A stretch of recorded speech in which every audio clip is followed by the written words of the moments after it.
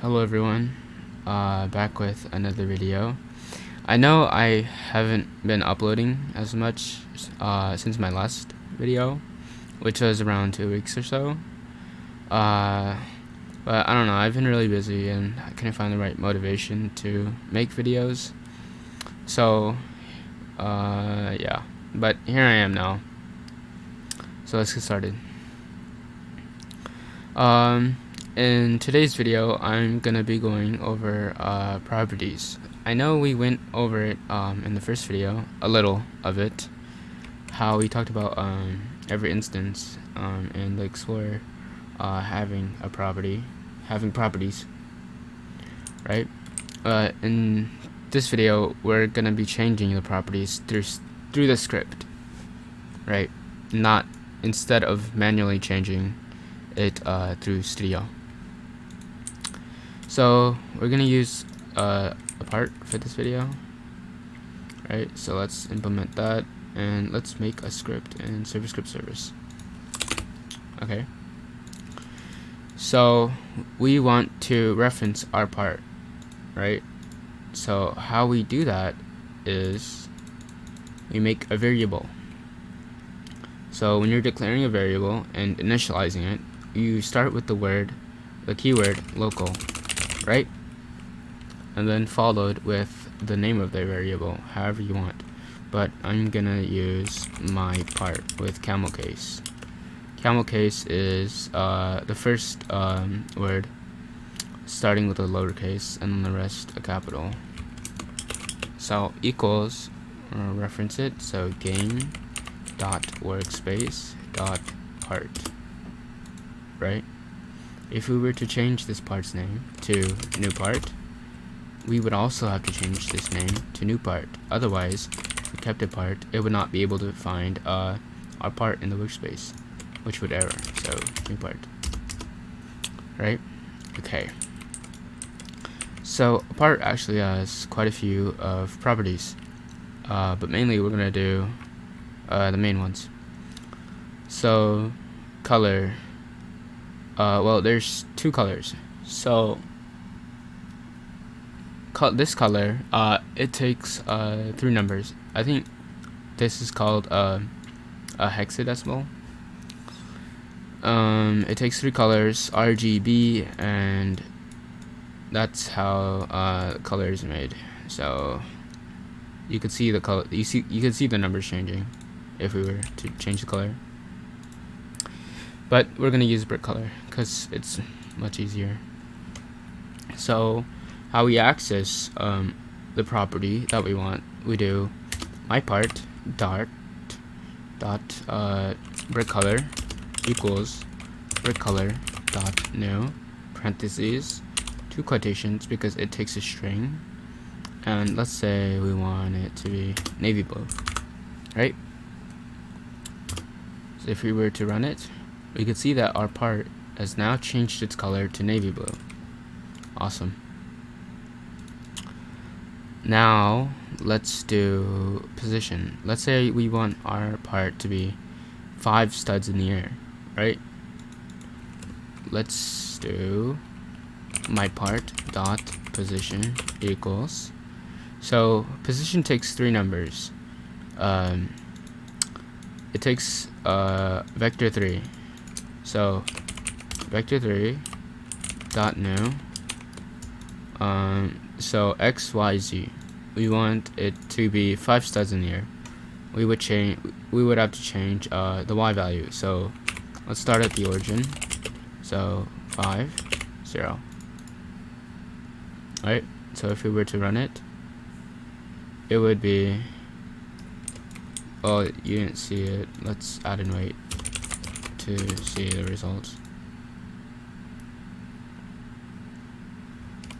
Right, you can see that it teleported in the origin, 5 studs in the air, but it fell because it's not anchored.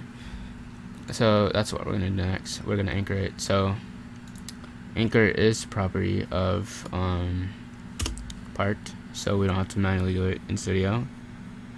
So my part dot anchored equals.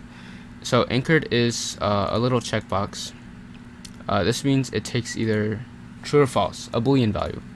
So we want it to anchor, so we put true. And we should see our part 5 stones in the air, floating, and color changed. Right? So let's say we want our part to be half invisible. So we would do that through the transparency. So my part dot transparency equals, and this takes a number value, right? Because it has decimals. So we want it to be half invisible. So we would put 0.5 because transparency takes percentages. So because if you multiplied by 100, it would be 50%, right? So if we were to run it, test it, we could see that our part is 5 studs in the air in the origin, color changed, and half invisible. Alright, let's say we want our part to be bigger. So my part dot size equals vector3 dot new, and vector3 also, well, size also takes vector3, so 3 values, x, y, z. So right now it's 412. Let's say we want it to be a perfect cube, so 5, 5, 5, and it should be touching the ground. So run it. Okay, well, it's not touching it, but it is a perfect cube, right? Okay, so now let's do orientation. So my part dot orientation,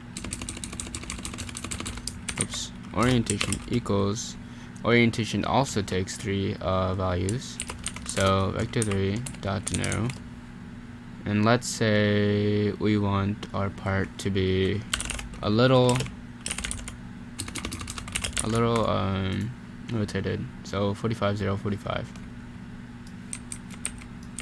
We could see that our part is rotated in the air, well, somewhat. It's touching the ground. Well, it's touching the spawn, but color changed, anchored, and half invisible. Alright. Let's say we want a new name assigned to our variable. Let's do my part dot name equals, and name takes a string, so 2 quotations, and let's do cool part. And if we were to run it, it wouldn't error because it already found the part named new part, but when it gets down here, it changes the name, right? And that's called sequencing, when the code reads from top to bottom. It's pretty cool. And let's see, there is shape, but I don't want to do that. Well, okay, yeah, there's material. So my part dot material equals, so material takes a certain list. So enum dot, so enum is like accessing a list, and we want to access the material list. So enum dot material dot, and then we can access all the materials. So let's do, there's water. Let's do diamond plate.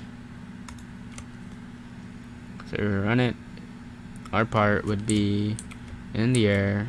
Oh, you can't really see the materials. Well, yeah, you can see it, right? Color changed, in the air, rotated, bigger, material changed, half invisible, yeah.